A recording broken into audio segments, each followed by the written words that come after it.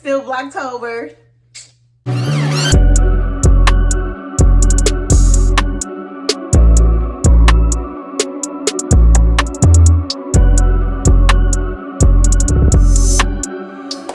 Hey y'all, what is up? I'm Raina Swan. For all the newbies here, tap in. So if you're new here, I am an audio influencer for Macmillan Publishing Company. So every month I get to pick out 4 arcs and they send me the audio version, and sometimes I review them, sometimes I don't, sometimes I actually listen to them all, sometimes I DNF a couple, okay? So today we are going to be doing a little arc taste, okay? Typically how this works is I will listen to the first chapter with you guys, we'll kiki about it, or we just go on to the next thing, okay? And if it's too long, I might not listen to the whole thing, because you know these authors, they be a little winded sometimes. So let's see. I got my trusty dandy iPad here. So we got Tangleroot, I Am the Dark, and Rocking Around the Chickadee, and You Better Watch Out. Ignore this. This was last month's arc that I never got to. I listened to the first chapter. It was good. And then I messed up and went to Goodreads and started reading reviews. And I duped myself out of finishing the book. I might finish it one day. Anywho, so let's listen to Tangleroot first. We're just going to go in the order that I have here on my iPad. So here we go. Tangleroot by Kalela Williams. Okay, Read for you by Maggie Thompson. Okay, come on, Kalela. Chapter 1. Mom wasn't gorgeous, but she carried herself with an understanding that she was, and people tended to take her at her word. They'd indulge in a few extra seconds to watch her when she walked by, or hold the door open for her a minute too long. Or they'd ferry her drinks at receptions like this one, especially men. No one ever saw Mom's set, I told you so chin, an inheritance from Grandma, who was gentle and sweet-faced, but barbed with the nerve to leave her husband in the 1950s and take her maiden name back. No one saw the severity of Mom's gaze, as if she were glaring at you over a set of invisible glasses, the way her dressmaker great-grandmother would have scrutinized a garment, her mind drafting a pattern of gathers and tucks. With Mom's eyes, hair, and complexion the same auburn shade, it was as if she'd been cast out of bronze, not made of flesh and blood like the rest of us. Perhaps her coloring was the unknown of her, inherited from a nameless father. What people saw of her were the soft things, her dimples, her curves, the tiny zigzag curls of her voluminous mane. They noted the proud way she owned a room, which she could do, being 5'9" with slim, muscled limbs. And more than anything, they talked about how brilliant she was, how accomplished. I'd been hearing this my whole life, how wonderful and amazing Mom was. So I hung back from it all, loitering in the rear of the chandeliered hotel ballroom by the cheese ball station. I'd sampled all the different kinds except a loaf rolled in rainbow sprinkles. The birthday party flavor looked questionable as hell, but why not? Just as I scooped a big dollop, Mom appeared from the crowd of Stonepost College alumni, who, unlike the confetti sprinkles, were all one color. White. Noni, sweetie. She kissed my forehead while I burned with embarrassment. The program's about to start. Let's head up front. Thanks, but I'm okay right here. Blending in with the wall while snacking on weird cheese was my superpower. I'd like for you to go up with me. Mom, I sighed. But who could blame me for my annoyance? This felt like the 90th reception she'd dragged me to, and her multi-city meet and greets were merely stops along the route to where I'd be stuck all summer. Magnolia, Virginia, a town with a smaller population than my high school. Worse, this was my first summer before college, and my last summer with my best friend. And what was even more awful was that I had to turn down an internship that I was insanely lucky to get. Instead, I'd be trapped in a rural county in the middle of nowhere. The closest I'd get to an 18th birthday party would be this blob of cheese squatting on a chinette plate. Even though said blob was surprisingly delicious, having to be here wasn't fair. A bristly, bearded guy with a nameplate clipped to his shirt got Mom's attention as I helped myself to more cake batter cream cheesiness. Dr. Castine, we're going to go ahead and get things rolling, if it's okay with you. Absolutely, thank you. Taking my elbow, she led me to the front of the crowded ballroom. Sweetheart, I need your help.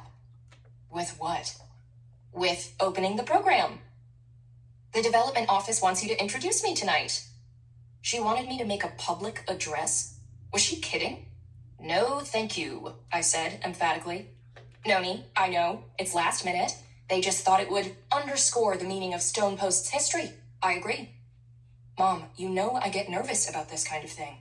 I know, honey, but you can't back out. Back out? I never backed in. Noni, you'll be fine. She showed me a folded sheet of paper. I need you to do this, please. Just this once. Your name's already on the program. Sure enough, there I was, listed in print. Mom, what the hell?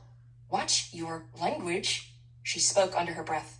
This'll take 5 minutes. I know you're anxious, but you'll be fine.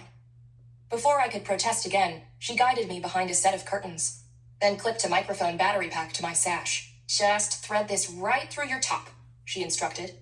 I unbuttoned the lace-fronted jumpsuit I'd sewn for my graduation, snaking up the thin cord. Mom clipped the tiny lavalier mic to the collar. The bearded guy waited outside the draping, instructing, just push the lever on the pack to turn it on. The mic won't sound like it's amplifying, but it's working. Can you feel the button? Mom asked. There's a speech for you on the podium. She wrapped her arm around me. You'll do fine. I was nervous.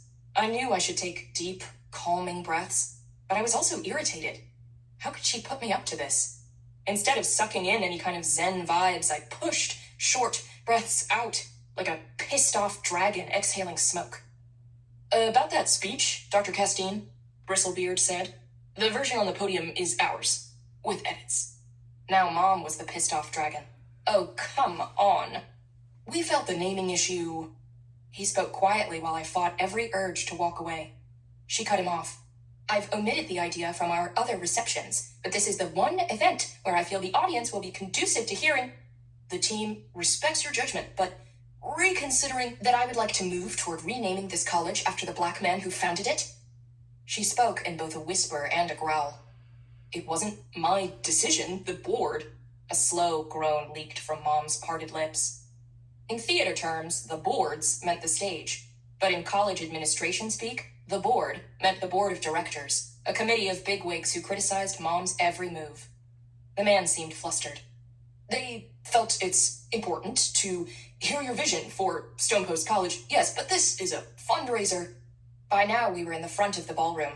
My glob of cheese was in the trash, and Mom looked like she didn't know who was more maddening, me or her staff member. Closing her eyes, she placed her hand on the small of my back, giving me a little push forward. Just read what's on the podium, she muttered.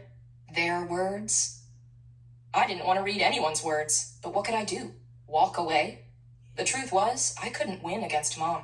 In the end, she always got her way, with me at least, and that's why I would be stuck in Virginia all summer. I swear I heard at least 1 or 2 old ladies coo, "Aww," as I stepped on stage. They saw a cute teen with a perpetual, overgrown adoration for her mother. I saw a mother who stood a few feet away with an unmistakable, "Don't screw this up" glare. Just read the speech, I told myself. Just read it and get it over with. Good evening, everyone. My name is Noni Reid. Not many 17-year-olds have the privilege of living in the house their great-great-great-grandfather built. I told myself to treat it like a class assignment. Not that I was terribly good at those. But I do. My ancestor, Cuffee Fortune, was enslaved most of his life. My palms sweated like an Olympic athlete's armpits as I recited how Cuffee constructed a plantation house in central Virginia in my mother's janky little hometown. Okay, maybe I phrased it differently. So he'd be proud to know that today, his descendants call his legacy home. It was all a lie. To me, anyway. What he built wasn't my home. Our place in Wellesley, with the gray siding and beige shutters, was home. With my bedroom, Alyssa and I redecorated one weekend. painting the walls an electric shade of purple that would have made Prince jealous. But I just stood there, talking about Cuffee Fortune. Mom was constantly lecturing me about our historic legacy, even though tonight, her belief that the college's creation, not just its construction, was owed to Cuffee, was struck from the printed speech with neat lines in red pen. Sparks flew from her eyes, but how could I care about her disappointment when she didn't care about mine?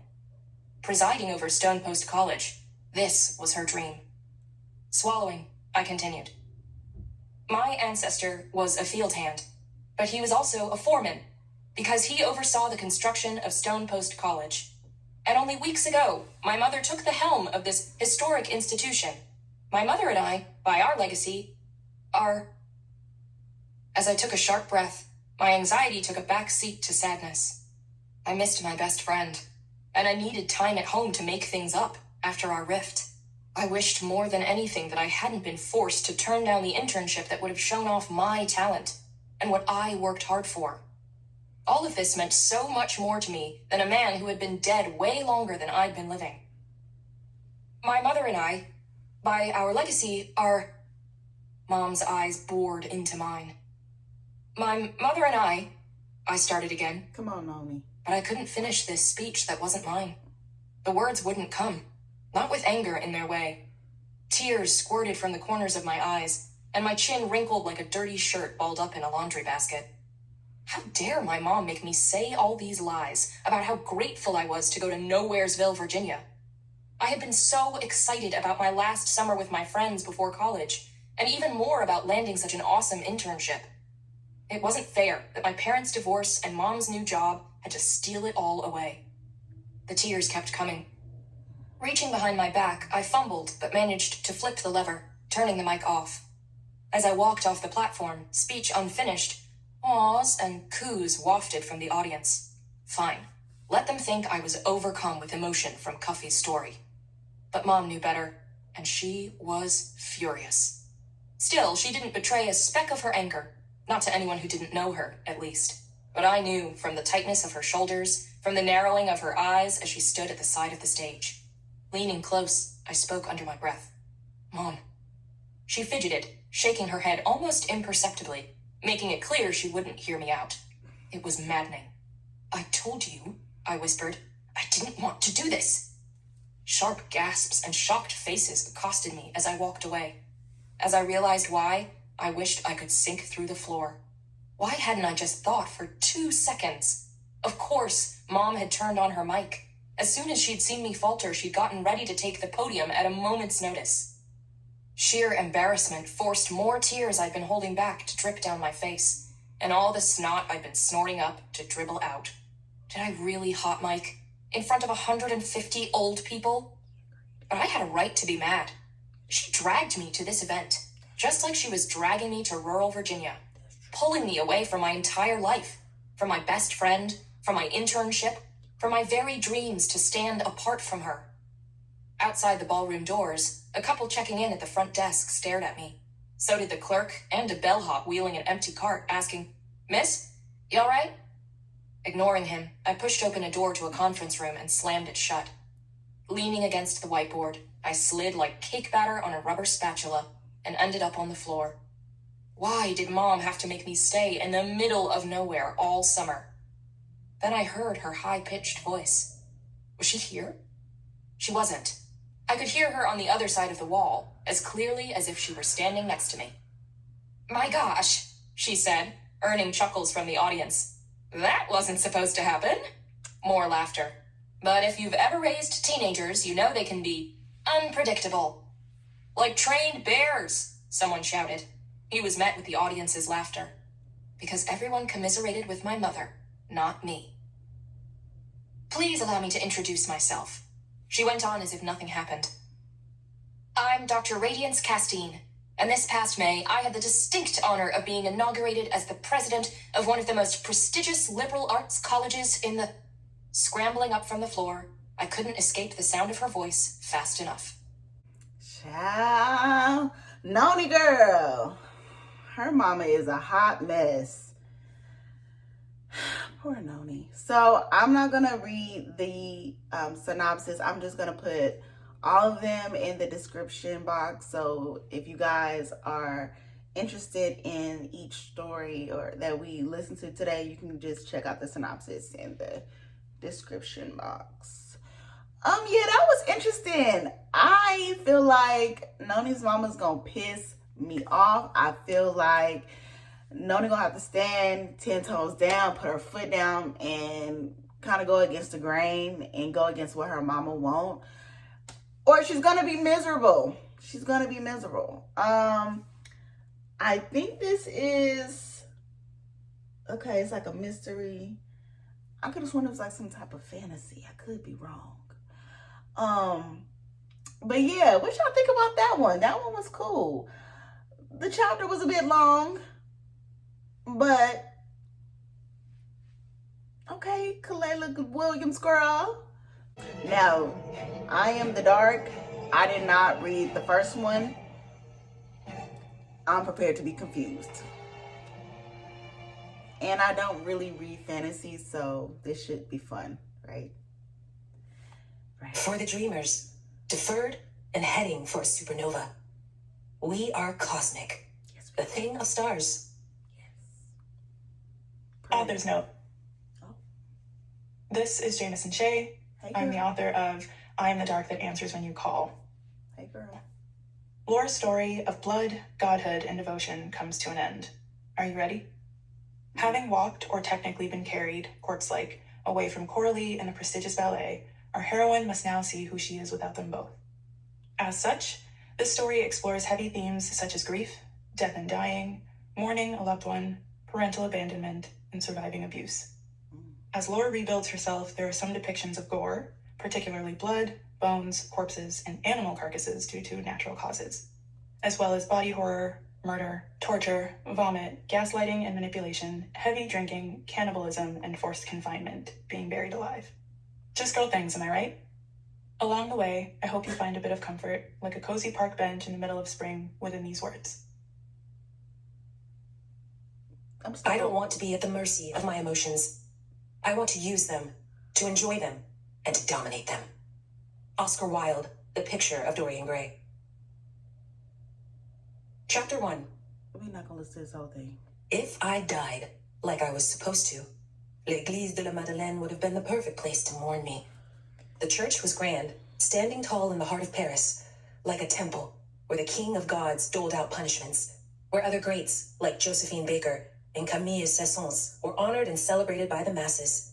Above strong Corinthian colonnades on every side were sculptures of judgment, severe and aimed down at its guests.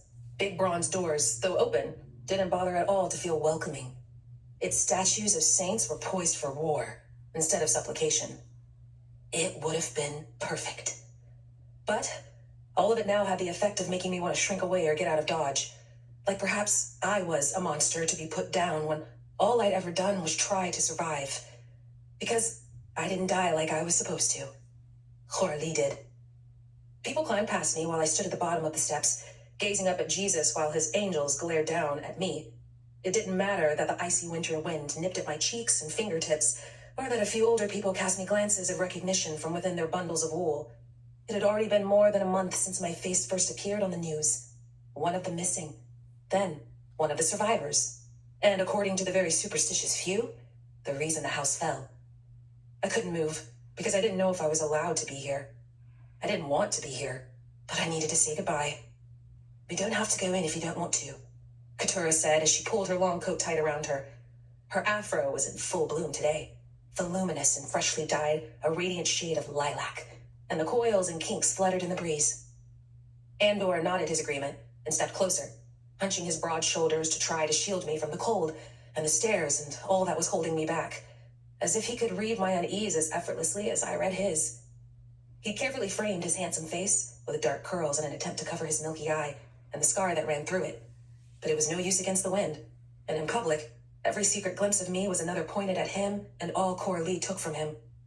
Us. If I were a braver, more considerate girl, I would have seized his hand and taken him away, spared him the spectacle. Only, we weren't together. Any potential we could have had seemed to stay behind in Prague.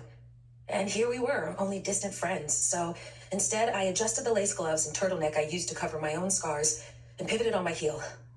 Maybe we just should go. Nope, Neve snapped, snatching up my elbow in her small, strong grip. Her hazel eyes glared at me from behind overgrown black bangs. I don't know what your problem is, but I'm freezing my tits off. We're going in. Katura pried the girl's hand away. Neve? But I didn't continue my retreat. It wasn't her fault she didn't know. She wasn't there when the walls collapsed with me and more than 100 others still inside. She didn't know what I did and what was done to me before and after. All she knew was that I needed to be here for some reason, that I'd invited her along, and now I was being unusually spineless, not at all the girl she met back in Prague. Neve studied us, sharp gaze flicking between Katura, Andor, and me with interest, searching for the secret we held that she didn't. Then finally, she relented, shrugged and waved goodbye. Fine, do whatever you want, but I'm going inside to defrost. And so reluctantly, I was forced to march up the stairs after her. It had been only a couple of weeks since we'd met, and even less since she became one of us. It was my doing that recruited her and brought her into the fold, so I'd be damned to let my only disciple out of my sight so soon, not with Acheron's power so fresh in her untrained veins, and so many vulnerable people she'd be tempted to try it on. No. I'd brave the silly memorial and fundraiser, because I still remembered every craving and dark thought that caught me off guard when I first became an acolyte, and I could never forget the urges that followed long after I knew what I was doing. To my surprise, Acheron lay dormant as I approached the church. Though I expected it to recoil, to hiss and spit and shirk away from the house of another god, the wicked dart gave neither a lazy glance around nor a passing interest in this place and the growing line of mourners at the entrance. In fact, despite my newfound status as its vessel, despite my harboring some unknown breadth of its eldritch existence in my very body, it shared so little. What it all meant, its plans, its thoughts, and relationships to anything. Maybe none of this mattered because Acheron was something so much other than I'd ever known. Without any indicators one way or another, I was left to only guess. By the expressions on Andor's and Katura's faces, I knew their little shards of Acheron weren't giving off warning signs either. Shifting from foot to foot as we got in line, Neve asked, So, did you, know someone who died or something? Though she sounded casual, I didn't miss the prying sideways glance. She wore her scheming plain in her eyes, like she wanted to detect some other answer in my set jaw, like I was a mark she was preparing to swindle. My hand flitted to my wallet in my coat pocket, just in case, which she also took note of. No one else noticed. Inside the nave of the church was filled to the brim. People crowded the pews, adults and children wiping their eyes and hugging each other, while more circled the displays. All around the interior were decorated easels with blown-up pictures of the deceased, framed and showered in flowers and cards and stuffed animals, flammable and dangerously close to the candles. I knew Coralie's was somewhere among them, but I didn't want to find it. Near the entrance was a table set up for donations to help the impacted families, and the very sight made the space between my ribs itch. That day was still crystalline in my dreams, and I remembered all the diamonds and expensive watches twinkling in the light as everyone stood by. The silks and sateen that didn't shift because no one bothered to help me before it all came down. No one bothered to reach for me, ask after me, when Coralie threw my battered body on display. My blood had pooled on the marble floor, and they only inched away to avoid sullying the ends of their couture gowns. No one ever contacted me about this fundraiser. Would I see any of those donations to soothe the nightmares? The death of my career? Or was I not a good enough victim? Bitterness burned in me as I raised my chin. I wouldn't hide from the gazes of recognition, not when I deserved to be here. This was my tragedy too. Though my body was taken away and repaired, part of me had died in Palais Garnier with the rest. It's so sad, Katura mumbled, her eyes frozen on a well-dressed couple. They clung to each other before a large easel of a girl my age, with a round face, dark hair, and porcelain skin. Olivia Robineau, who glued a razor blade in my shoe. I swallowed and turned away to study a printed itinerary, thinking that maybe this was a bad idea, after all. Unlike the 113 bodies recovered from the collapse, half of them company members I either studied or trained with, I woke up, not just alive, but more powerful, whether I deserved it or not. We still have 14 minutes left, and we're just gonna go on to the next thing. I don't want to make this too long. Yeah, what y'all think about that one? I think that it's a bit wordy. Get to the point. Get to the point. Okay? To the point. We're going to go on to the next thing because we ain't got all day. All right, so next up we have Rocking Around the Chickadee. And this is a Christmas mystery. Y'all like the fast speed or y'all want me to slow it down? Tell me in the comments so next time. Macmillan Audio presents Rockin' Around the Chickadee by Donna Andrews. Read for you by Bernadette Dunn. Come on, Bernadette.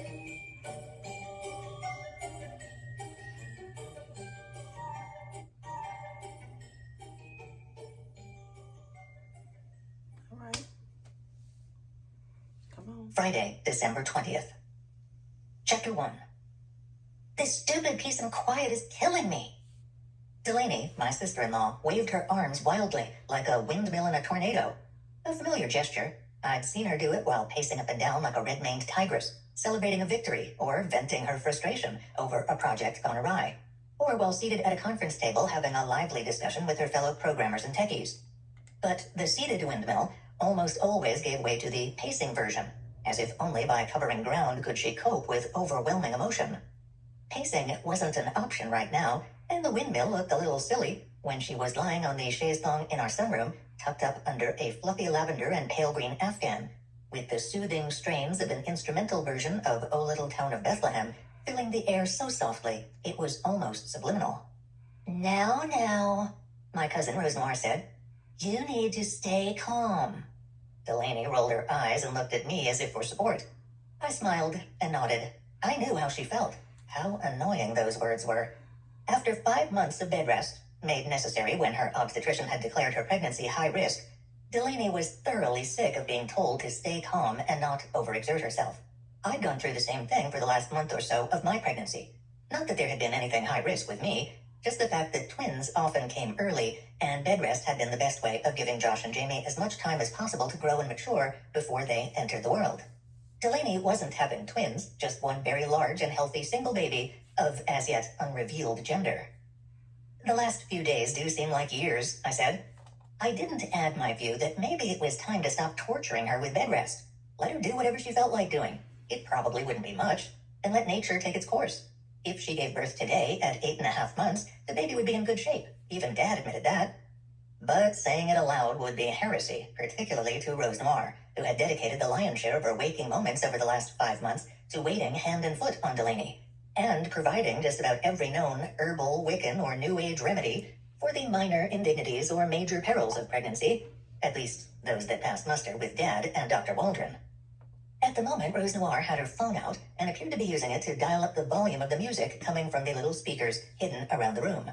O Little Town of Bethlehem went from almost subliminal to merely soft. I don't know why we had to chase everyone away, Delaney said.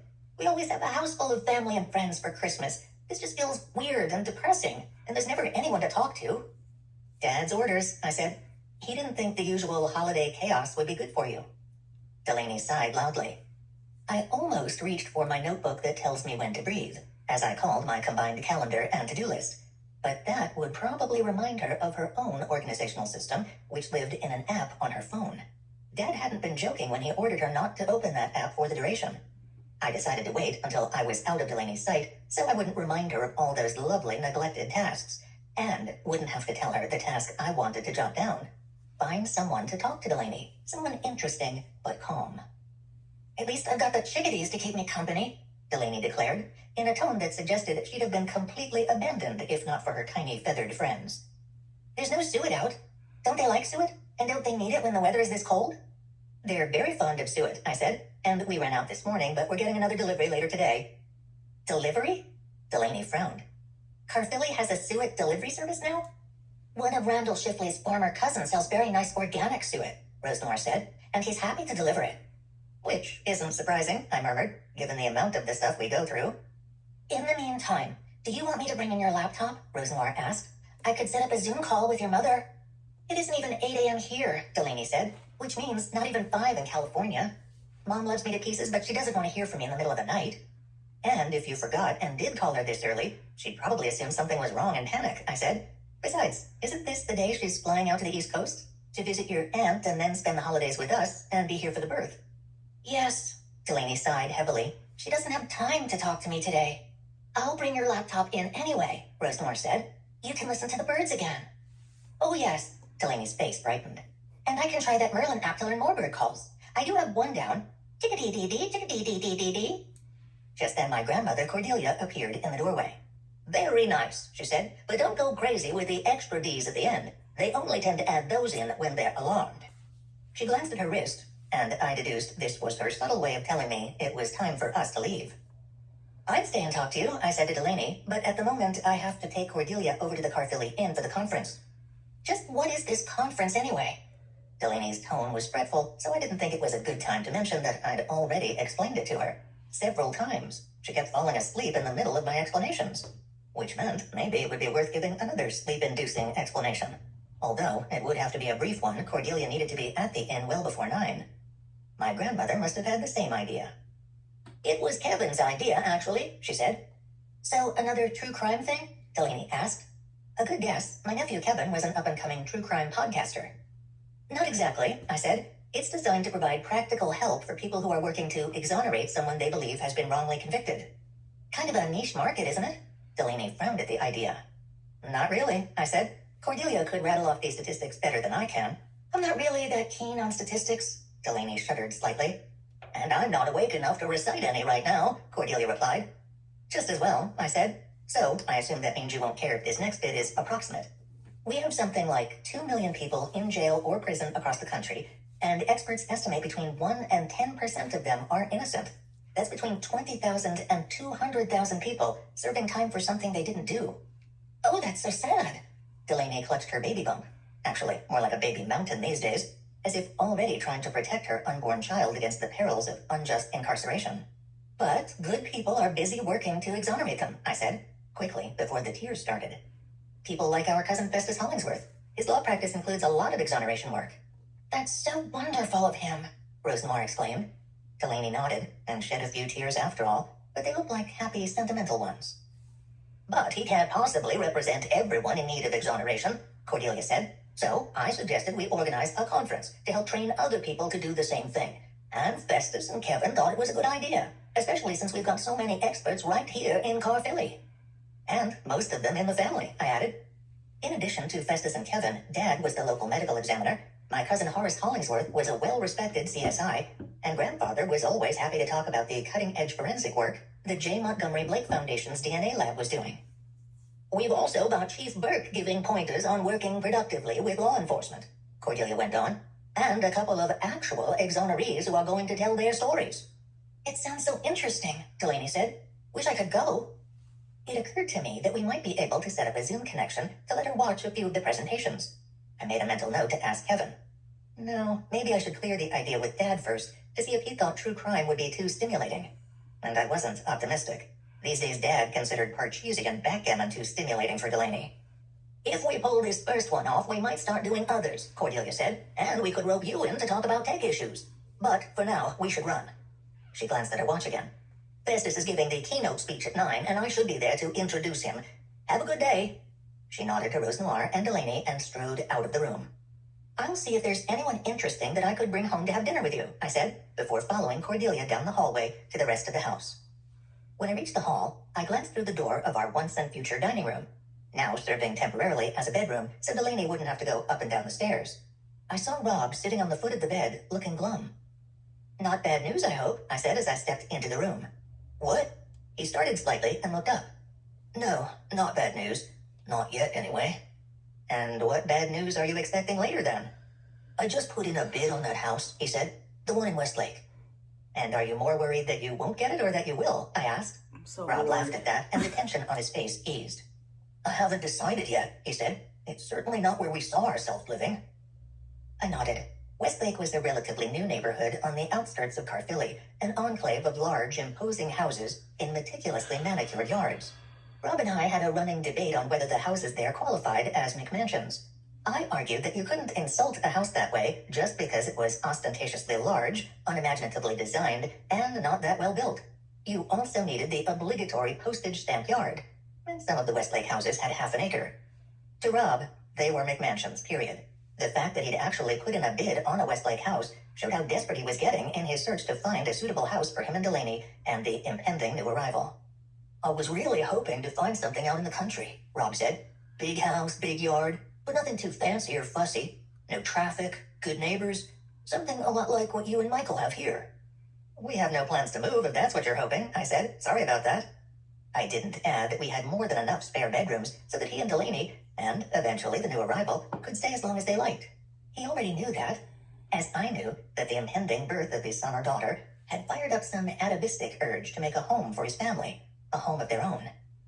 Even if you were moving, it wouldn't be the same, Rob said, because we'd want you guys as neighbors, you and Seth and the Washingtons and the Raffertys, with Mother and Dad close enough that we can see them as often as we want, but they can still go home at the end of the day when the grandkids wear them out. And Westlake won't be so bad. Shorter commute to the office, and, he'd run out of good things to say about Westlake rather quickly. One more minute. That's true, I said. And you've heard me say that the best thing for Westlake would be if we could insinuate a few sane and sensible people into the neighborhood. I just didn't expect you and Delaney to have to be among the ones making the sacrifice. Yeah. He chuckled and stood up, pocketing his phone. Well, keep your fingers crossed. That the sellers accept your bid? That whatever would be best in the long run is what actually happens. Rob sounded uncharacteristically thoughtful.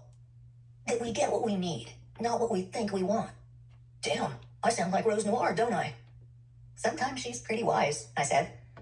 Is this the day Michael's going up to Washington to collect Delaney's mom? Rob asked. Because doesn't he have classes to teach today? I feel guilty letting him do that if... The trip to D.C. is not till tomorrow, I said. And he has to go up there anyway to pick up his mother at Dulles to take her to the pier in Baltimore for her Christmas cruise. So it's more efficient to let him do it.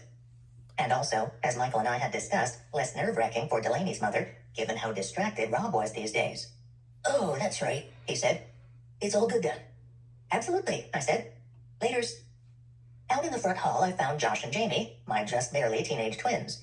Jamie was helping their great-grandmother with her coat, while Josh was carrying 2 copier paper boxes, presumably full of stuff Cordelia was taking to the conference.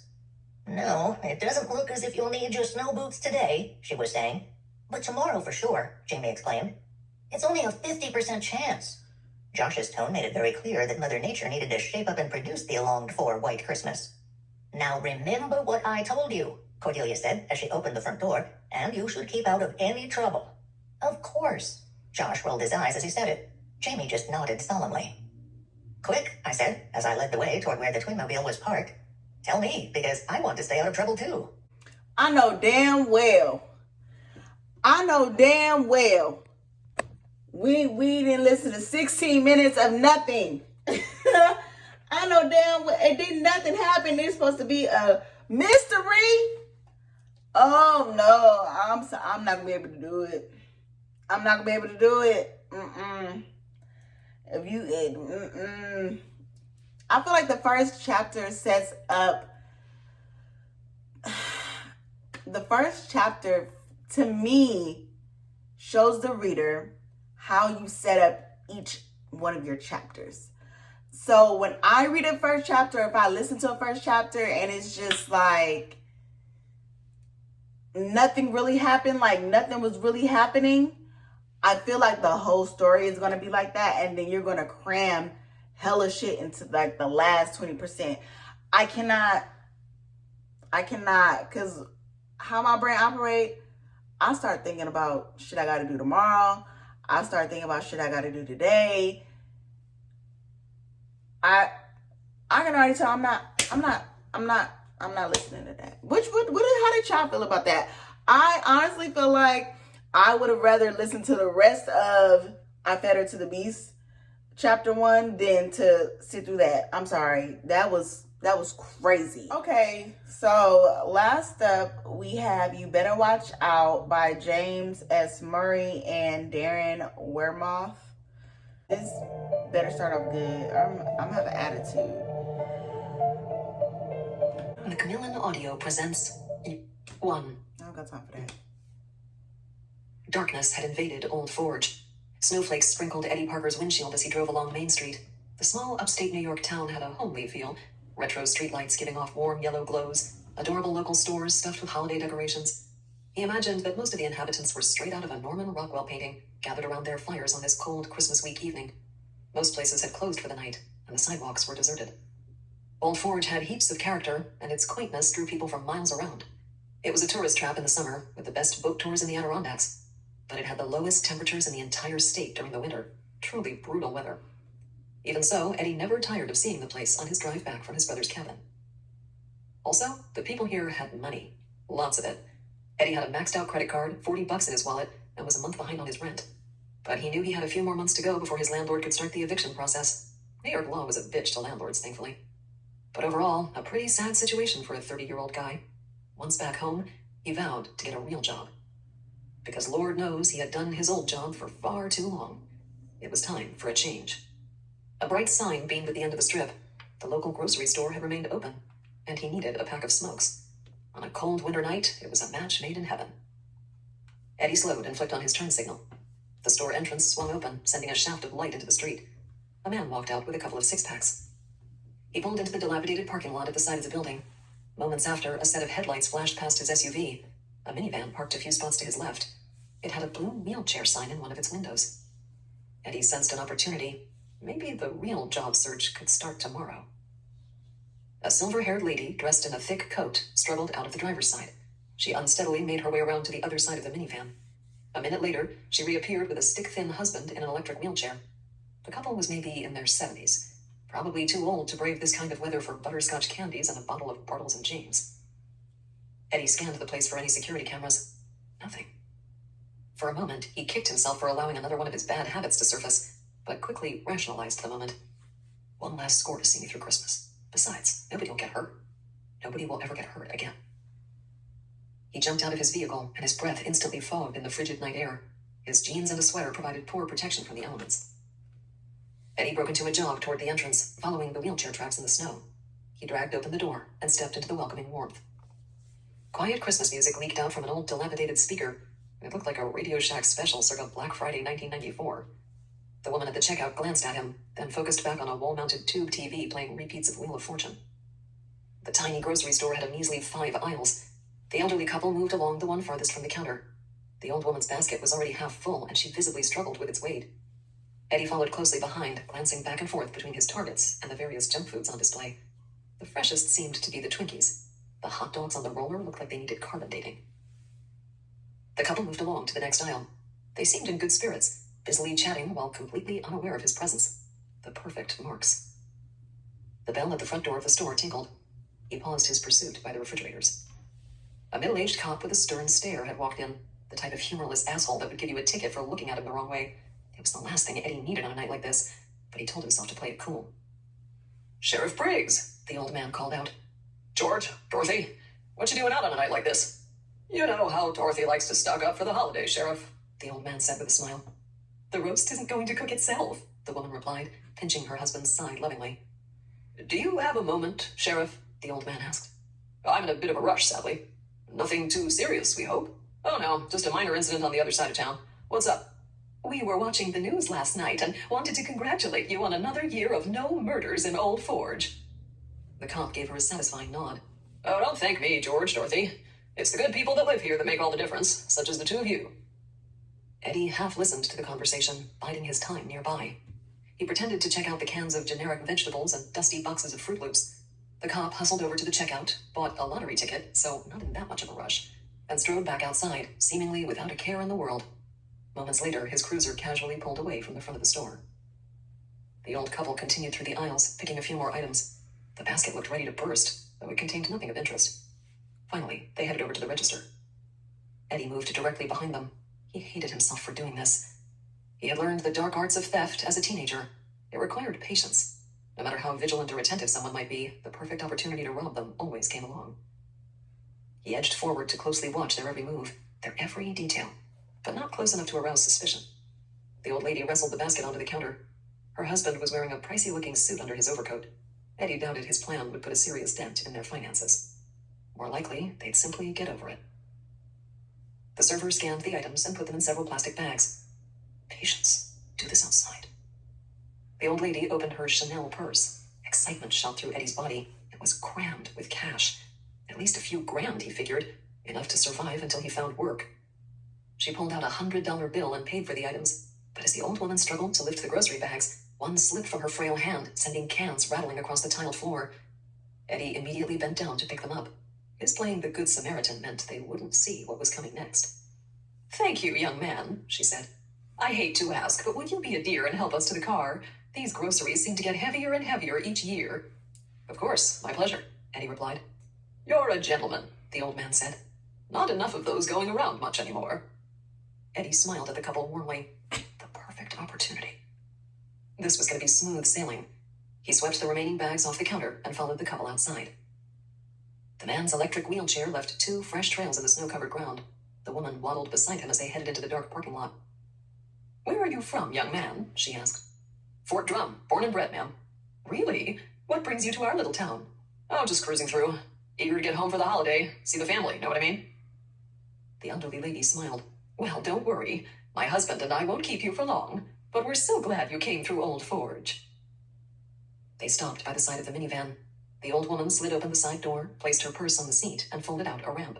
She hit a button on the key fob, opening the trunk. "You know," the old man said, "we always need more people like you." "People like me?" He nodded and smiled. "Yes, son. Just like you. Be a good man and place the groceries in the back," his wife added. Eddie glanced around to make sure the coast was clear. Nobody had followed them into the quiet parking lot. The few cars around them had a foot of snow on top. No headlights brightened the visible stretch of road outside the store. This was his moment. He was easily too fast for them, and his prize lay within an arm's reach, the easiest score of his life. This time, with 0 collateral damage.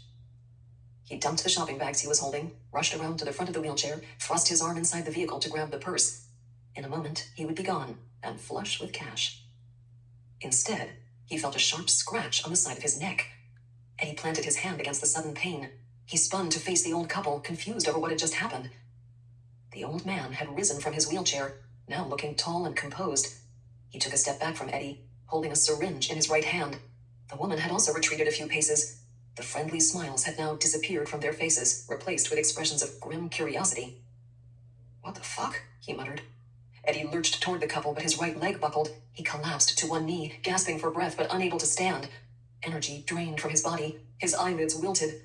Desperate, he threw out a flailing arm that brushed against the old man's polished shoes. Eddie tried with every remaining ounce of energy to move, to get the hell away from whatever was happening. Instead, with all power sapped from him and his vision blurring, he dropped face first into the snow. Then, his world went black. No. Don't tell me them old people set his ass up. Oh my goodness, I was not expecting that. I thought Eddie was gonna rob their ass and be out of there. Or even, I even thought it was gonna be like a robbery gone wrong and he was gonna have to kill the old man or hit the old lady or something. I was not expecting them old ass people to put that syringe in his neck. Oh my goodness, they about to take him to the dungeon and do some freaky stuff. Oh my goodness. See, rocking around the chickadee, that's how you do it. Now, mind you, this is a thriller. Rocking Around the Chickadee was a mystery. Maybe I just don't like mysteries because I don't like all that rambling to get to baby. But see, stuff like that be this is how I get caught though, because stuff like that be like reeling me in, and then like 50% of the book it like falls off, and I be like, what happened to the action? I'm invested. I am definitely going to listen to this December 1st. I don't really care what Macmillan is talking about. I'm listening to this December 1st, getting into my Christmassy spirit.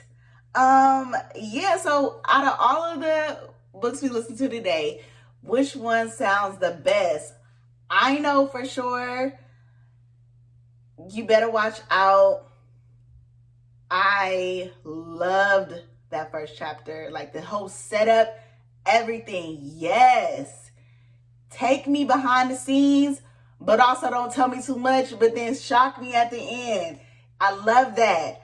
Tangleroot, I'm kind of invested because I want to see how Noni is about to go against the grain and stand on business and tell her mama, like, you're not about to manipulate me no more, and I'm about to go kick it with my best friend. I Am the Dark.